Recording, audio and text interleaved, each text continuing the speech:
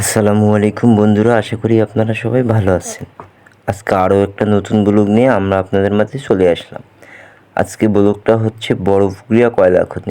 বাংলাদেশের মধ্যে বৃহত্তর বড়পুকুরিয়া কয়লা খনি দিনাজপুর পার্বতীপুরের মধ্যে অবস্থিত। এটা 1999 থেকে 98 সালের দিকে আসলে চালু করা হয়। তখন থেকে এই কয়লা উত্তোলন কাজ চলতে থাকে।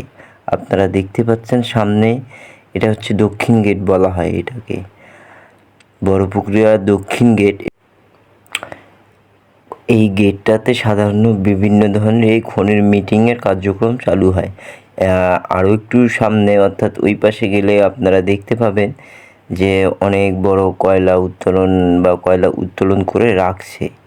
আপনারা দেখতে পাচ্ছেন এখানে হিউজ পরিমাণে কয়লা আছে। এখান থেকে ট্রান্সফার করে তাপবিদ্যুতে দেন বিভিন্ন ধরনের ইট ভাটাতে কয়লাগুলো পাঠানো হয়। বর্তমানে আমরা অবস্থান করতেছি বড়পুকুরিয়া কয়লা খনির মেইন গেটে, অর্থাৎ যেই পাশ দিয়ে শ্রমিকগণ প্রবেশ করে এই পাশটা হচ্ছে প্রবেশ পথ। এখানে যে কয়লা উত্তোলন হয়।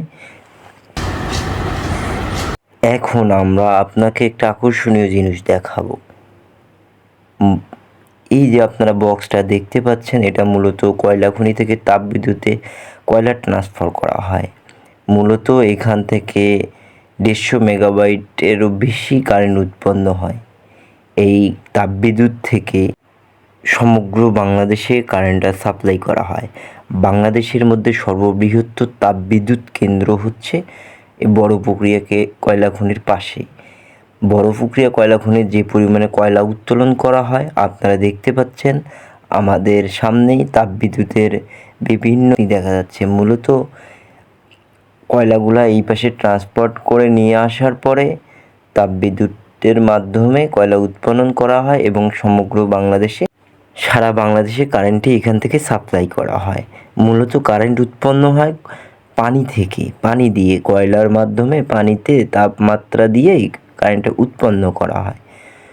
তো গাইস, আপনাদেরকে কিছু তথ্য জানানো হলো বাংলাদেশের সর্ববৃহত্তর কয়লা খনি এবং তাপবিদ্যুতের। আশা করি আপনাদের ভালো লাগবে। তো বন্ধুরা ভালো থাকবেন, আবারও দেখা হবে নতুন কোনো ভিডিওতে।